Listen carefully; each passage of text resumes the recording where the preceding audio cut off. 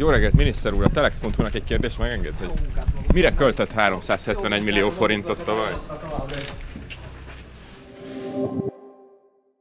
3 napos kihelyezett kormányülést tartanak Sopronban, és mivel Budapesten a várban több mint egy éve nem lehet megközelíteni a kormányülések helyszínét, építkezésre hivatkozva, most ide jöttünk, hogy feltegyünk pár aktuális kérdést az érkező kormánytagoknak. Telexre vannak? Igen. Ne lopják el máskor a papírjaimat, hanem inkább szóljanak, hogy adjam oda, szívesen oda, nem kell tőlem lopni. Nem én voltam. Akkor szóljon adag, aki ellopta. Rendben. Hogy mit szól hozzá egy ilyen komoly tiltakozáson a debreceni akkumulátorgyár ellen? Mindenféleképpen megfontolandó. Mérlegelendő minden társadalmi szempont. Mérlegelés a kormány, azért jöttünk össze. De hát nem mérlegelték, hiszen már kiemelt beruházással nyilvánították. Jó reggelt, képviselő úr! Tudja már, hogy mennyi lesz a fizetése a legújabb emelés után? Nem foglalkozom el. Tudja már, mennyi lesz a fizetése a legújabb emelés után? Fogalmam sincs. Mit szól hozzá, hogy most kétszer is emeltek az elmúlt fél évben?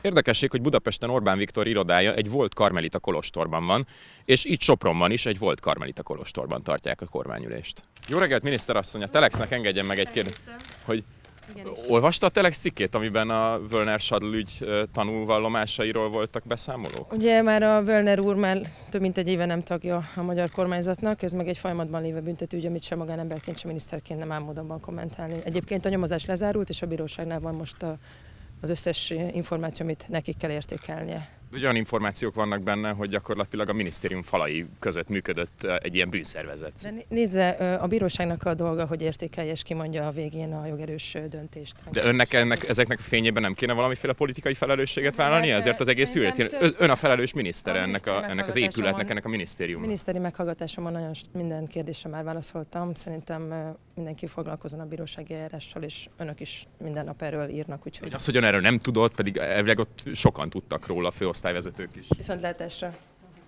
Azt mondta, hogy aki uralja egy ország médiáját, az uralja az ország gondolkodását is, hogy ki uralja Magyarországon a médiát ön szerint?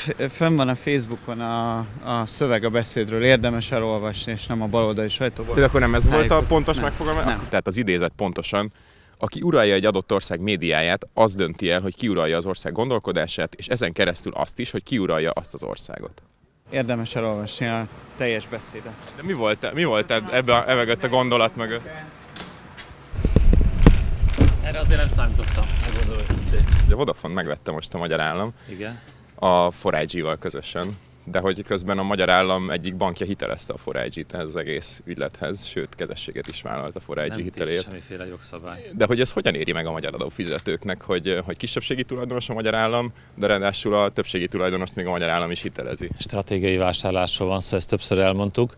Vannak olyan ágazatai a magyar gazdaságnak, amelynek elemi érdeke, hogy részben nemzetbiztonsági szempontból is valamilyen magyar állami tulajdonba kerüljön. Ez történt most a telekommunikációs szektorban is. Ebben szerintem nincs új, ilyen történt korábban, energiaszektorban, emlékezhetnek rá, infokommunikációs szektorban.